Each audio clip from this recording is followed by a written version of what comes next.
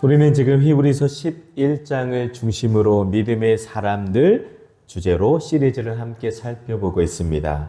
지금까지 아벨, 에녹, 노아, 사라의 믿음을 살펴보았고 특별히 아브라함의 믿음을 여러 차례 나누고 있습니다. 아브라함의 믿음은 한순간에 완성된 믿음이 아니었죠.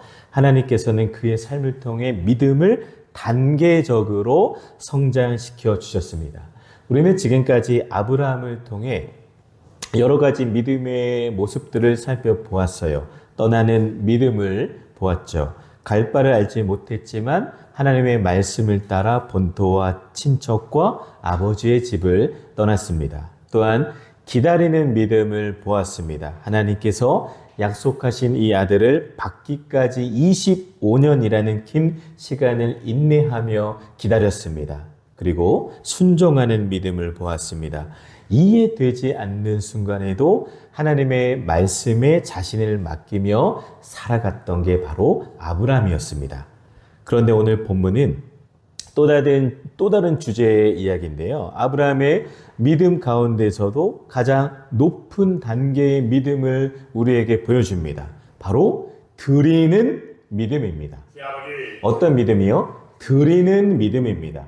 오늘 본문의 내용은 창세기 22장에 나옵니다. 창세기 22장에서 하나님은 아브라함에게 충격적인 명령을 하십니다. 내 아들, 내 사랑하는 독자 이삭을 번제로 드리라. 충격적인 말씀이죠. 저에게 내가 사랑하는 아들 용아를 불태워 드리는 그 제사로 드려라. 이렇게 하나님께서 말씀을 하신 거예요. 사실 우리의 신앙생활을 돌아보면 우리는 하나님께 무엇을 받을 것인가에 더 관심이 많습니다. 복을 받기를 원하고 응답을 받기를 원하고 문제 해결을 받기를 원합니다.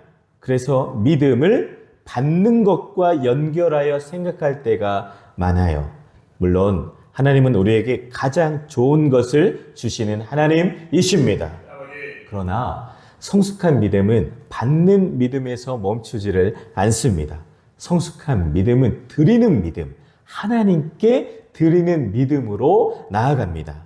하나님, 제가 무엇을 받을 수 있을까요? 에서 끝나는 것이 아니라 하나님, 제가 무엇을 드릴 수 있을까요? 하나님, 제가 무엇을 맡길 수 있을까요? 하나님, 제가 무엇을 내려놓아야 할까요?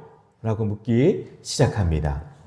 왜냐하면 여러분, 진짜 믿음은 가장 소중한 것을 하나님께 맡길 수 있기 때문입니다. 믿으십니까? 아멘. 손에 꼭 쥐고 있는 것을 내려놓을 수 있는 믿음. 내 계획보다 하나님의 계획을 신뢰하는 믿음. 내 소유보다 하나님을 더 사랑하는 믿음이 바로 오늘 주제 드리는 믿음입니다. 오늘 이 히브리서의 말씀을 통해 우리 또한 역시 하나님께서 기뻐하시는 그 드리는 믿음이 무엇인가? 그리고 우리 삶 속에서 그러면 내가 하나님께 드려야 할 것이 무엇인지를 함께 살펴보며 은혜를 나누는 시간이 되기를 원합니다. 먼저 드리는 믿음은 가장 소중한 것을 하나님께 올려드리는 믿음입니다. 가장 소중한 것을 하나님께 올려드리는 믿음이 드리는 믿음입니다. 오늘 17절 말씀을 보실까요? 히브리서 11장 17절입니다. 아브라함은 시험을 받을 때에 믿음으로 이삭을 드렸으니 아멘. 믿음으로 뭘 드렸다고요? 이삭이요. 아들, 사랑하는 아들, 독자 그 이삭을 믿음으로 하나님께 드렸습니다. 여러분, 믿음은 반드시 시험을 거칩니다. 하나님은 우리를 넘어뜨리기 위해 시험하시는 분이 아니라 우리 안에 있는 믿음을 드러내고 더욱 성숙하게 하시기 위해서 시험하십니다. 시험이란 그 뜻은 테스트가 더 맞을 거예요. 하나님은 우리 각자의 믿음을 테스트하십니다. 금이불 속에서 정련되듯이 믿음도 시험을 통과하며 더욱더 순전해집니다. 좋은 믿음은 저절로 만들어지지를 않아요. 수많은 기도 응답과 기다림, 눈물과 순종의 시간을 지나며 단련됩니다. 사실 오늘 이 자리에 계신 우리 모든 성도님들도 돌아보면 이미 많은 믿음의 시험을 통과해 오신 분들이십니다. 시험은 또한 믿음의 진위를 드러냅니다. 학생들이 시험을 치르기 전에는 실력을 정확히 알 수 없듯이 믿음도 시험을 만나기 전에는 알기를 어렵습니다. 그래서 때때로 하나님은 우리의 믿음을 시험하십니다. 제가 종종 우리 교인들에게 말씀을 나누는 건데요. 시험 들었다, 시험 받았다, 종종 그래요. 그러면 그 시험에서 100점 맞으시기를 바랍니다. 100점 맞으면 돼요. 그러면 그 시험을 주신 자도, 허락하신 자도, 또한 시험을 통과한 자도 모두에게 기쁨이 되는 겁니다.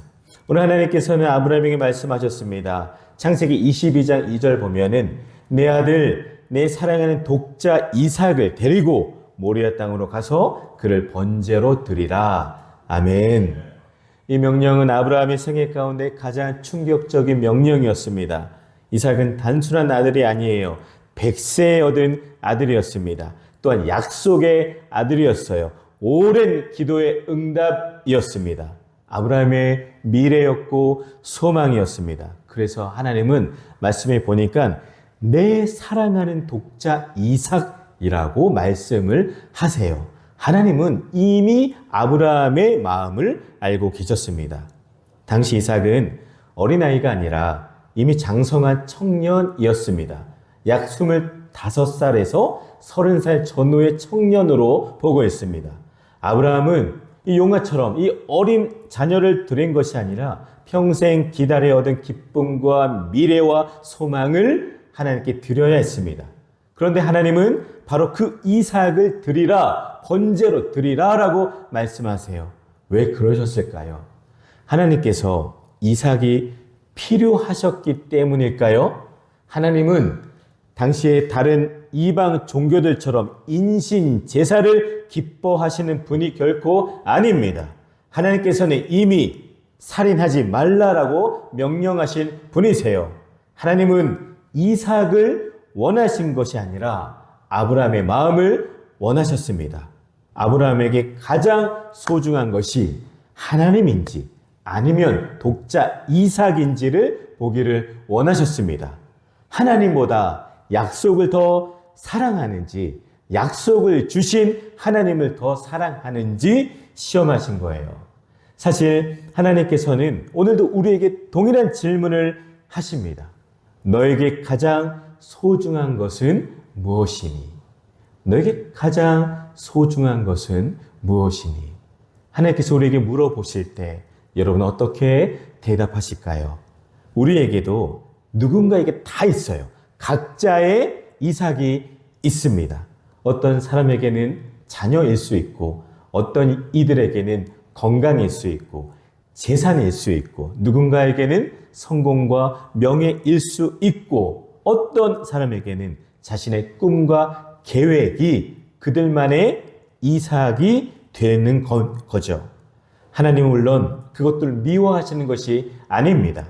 하나님께서 주신 놀라운 축복과 선물이에요. 그러나 그 선물이 하나님보다 더 높은 자리에 올라가는 순간 그것은 우상이 되는 겁니다.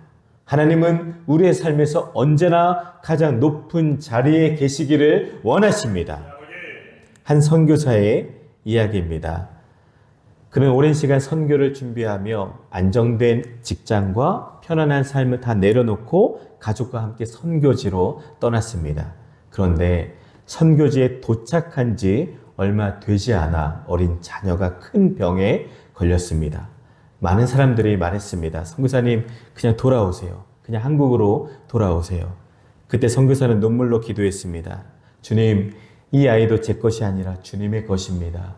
저는 아이보다 주님을 더 신뢰하겠습니다. 하나님께서는 그 기도를 들어주셨고 결국 그 아이를 회복시켜 주셨습니다. 하나님은 아이를 가져가고 싶으셨던 것이 결코 아닙니다. 부모의 믿음이 어디에 있는지 보기를 원하셨습니다.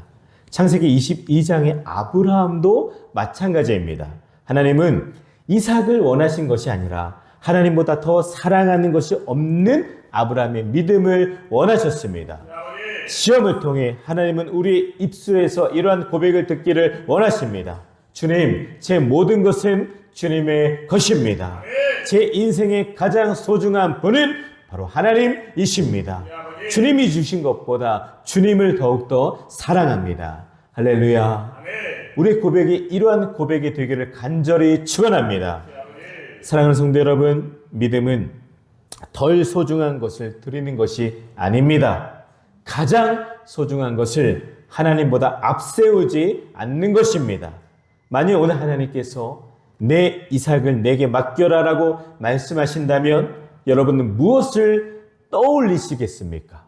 진짜 믿음은 주님, 이것도 주님의 것입니다 라고 고백하는 믿음입니다.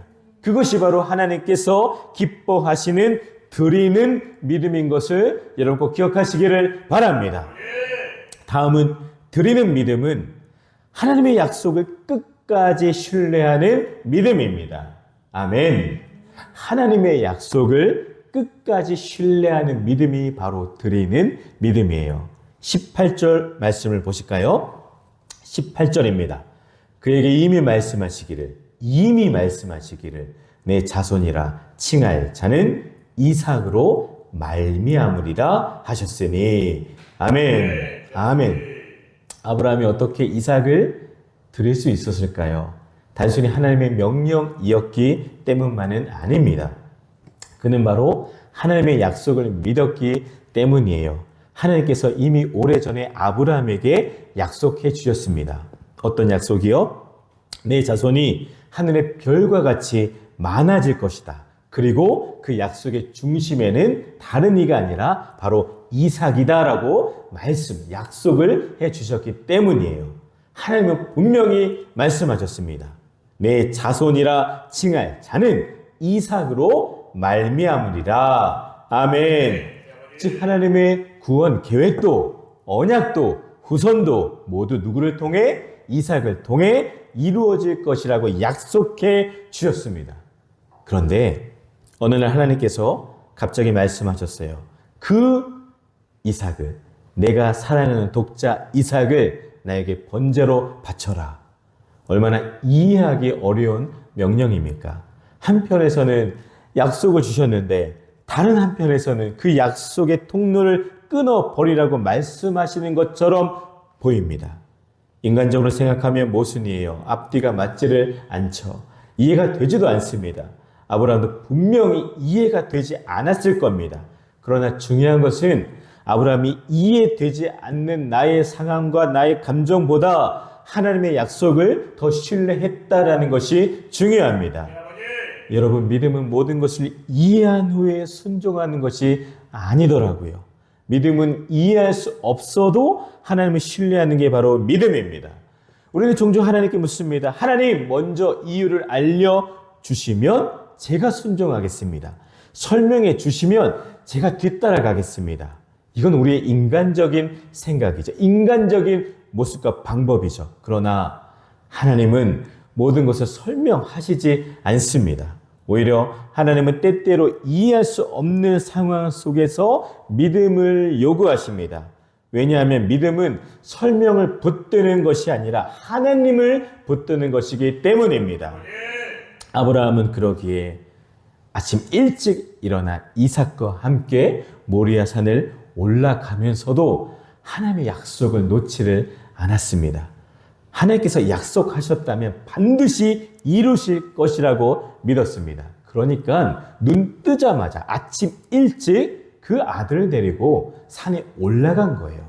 하나님의 약속이 내게 믿어지지 않고 하나님의 명령에 불순종했더라면 늦게 일어나서 해질 무렵에 그것도 겨우 올라갔겠죠. 저라면 그랬을 거예요. 하지만 아브라함은 믿음의 사람이 되고 있기에 아침 일찍 일어나 그 하나님의 이해되지 않는 명령에도 순종했습니다. 사랑하는 여러분, 사실 우리의 삶도 그렇습니다.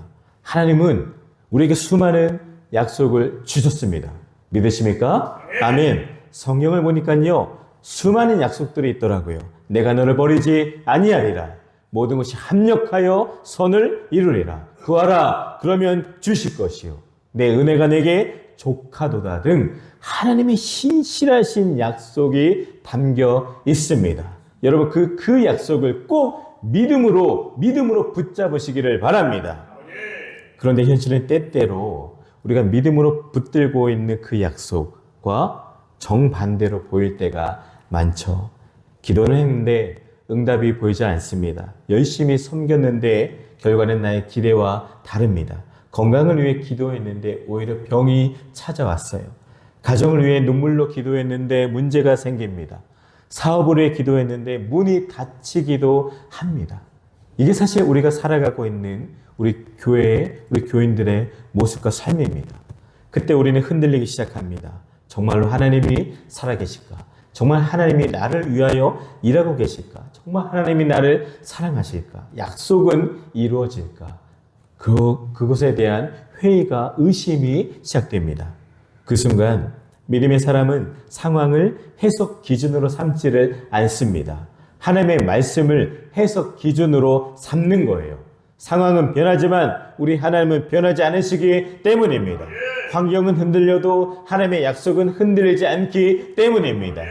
배가 바다에서 폭풍을 만나면 파도를 바라보는 순간 방향을 잃어버립니다. 그러나 등대를 바라보면 길을 찾을 수가 있습니다. 성도의 인생도 마찬가지입니다. 우리가 현실이라는 이 눈앞에 보이는 현실이라는 파도만 바라보면 모두가 다 두려움이 찾아오죠. 그러나 하나님의 약속이라는 등대를 바라보면 어둠 속에서도 다시 길을 찾게 되는 겁니다. 아브라함은 현실보다 약속을 바라보았습니다. 모리아 산을 오르는 한 걸음 한 걸음마다 하나님의 신실하심을 붙들었습니다. 그래서 끝까지 이해가 되지 않아도 바로 순종할 수가 있었습니다. 사랑하는 성도 여러분, 지금 여러분 앞에 이해되지 않는 일이 있습니까? 기도했는데 응답이 보이지를 않습니까? 하나님의 약속과 현실 사이의 간격 때문에 낙심하고 계십니까? 그럴 때일수록 현실보다 하나님의 살아계신 이 약속의 말씀을 붙드시기를 바랍니다. 상황보다 하나님을 신뢰하시기를 바랍니다. 하나님이 약속하신 것을 결코 잊지 않으십니다. 사람은 약속을 잊어도 하나님은 잊지를 않으십니다. 사람은 변해도 우리 하나님은 변하지 않으십니다. 드리는 믿음은 이해되는 길을 가는 믿음이 결코 아닙니다. 드리는 믿음은 이해되지 않아도 하나님의 약속을 끝까지 붙드는 믿음인 것을 꼭 기억하시기를 바랍니다.